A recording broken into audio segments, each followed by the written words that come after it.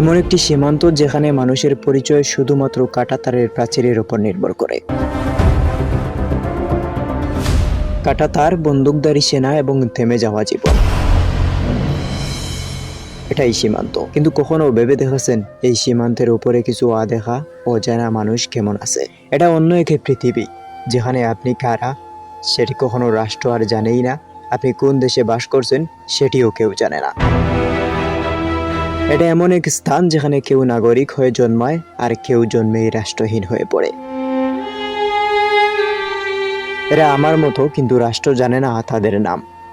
ভারত থেকে ঠেলে দেওয়া বাংলাদেশের কাছে অচেনা হয়েই থাকা। গত কয়েক মাসে ভারত ও বাংলাদেশ সীমান্তে শতাধিক পরিবারকে এমনভাবে ঠেলে দেওয়া হয়েছে যাদের আসল পরিচয় ছিল ভারতীয়। কিন্তু সেই ভারতীয় তারা কি? তাদের কোনো পরিচয়পত্র নেই, তাদের নাম দাম বাতিল হয়ে গেছে। তাদের অনেকেই বাংলাদেশে পাচার হয়ে যায়, কেউ কেউ মাঝখানে অদৃশ্য হয়ে যায়। অথচ কোনো আদালতের আদেশ নেই। গুম হয়ে যাওয়া মানুষগুলোর একটাই প্রশ্ন, আমি কার? আজকের গল্প এক যুবকের, যাকে ভারতীয় পুলিশ হঠাৎ সীমান্তের দিকে ঠেলে দিয়েছে।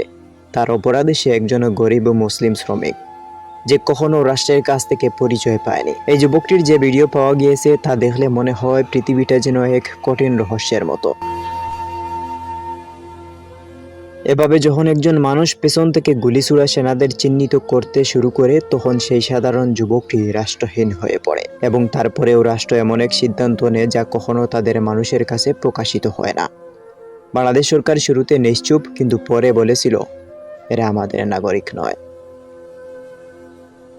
কিন্তু প্রশ্নটা থেকেই যায়, এই ফিরে পাঠানো মানুষটি কোথায় যাবে? তার পরিচয় কি? এই না দেখা মানুষগুলোর কোথাও নেই। তারা চিহ্নিত নয়, কোনো জায়গা নেই, কোনো গড় নেই। বাংলাদেশ বা ভারতীয় ভূমিতে তারা একটি কাঁটাতারের অতীত হয়ে থাকে। এই মানুষগুলোর পরিচয় কে দেবে? সরকার, জাতি, না কোনো এক ছোট্ট গ্রামে বসবাস করা তারা? প্রশ্ন হচ্ছে, যদি আপনি কোনো রাষ্ট্রের নাগরিক না হন তবে আপনার অস্তিত্ব কিভাবে চিহ্নিত হবে? এটি শুধু রাজনীতি নয়, এটি একজন মানুষের সংকট, একজন রাষ্ট্রহীন মানুষের গল্প। কিন্তু যদি রাষ্ট্রের পরিচয়ই হারিয়ে যায়, তাহলে আমার গল্প কোথায়? কোথায় আমি? অন্য কেউ নাও জানুক, কিন্তু ক্যামেরা আমাদের গল্প বলবে। এই ক্যামেরা সেই সব গল্প বলবে যা রাষ্ট্রেরা ভুলে যেতে চায়। এই মুহূর্তে সীমান্তের ওপরে কোনো এক ঝুপড়িতে হয়তো একজন মানুষ বসে আছে। তার কোনো নাগরিকত্ব নেই, তার কোনো জন্মসনদ নেই, নেই আধার, নেই ভোটার আইডি, কিন্তু আছে একটাই নাম, একটা মা, একটা শৈশব। এমন মানুষ আজ শুধু একটি নয়, শত শত। কেউ মালদা থেকে, কেউ কুচবিহার থেকে, কেউ নেত্রকোনা থেকে। তাদের ভাগ্যে নেই দেশ, নেই ঠিকানা। তারা কোনো রাষ্ট্রের অধীনে নয়, তারা রাষ্ট্রের ছায়া মাত্র। এবং এই ছায়াগুলো দিনে দিনে ঘন হয়ে উঠেছে ভয়ঙ্কর রূপে। আপনি হয়তো নাগরিক, আপনি ভোট দেন, পাসপোর্ট ব্যবহার করেন, কিন্তু ভাবুন তো, একদিন যদি রাষ্ট্র আপনাকে বলে আপনি কারও নন।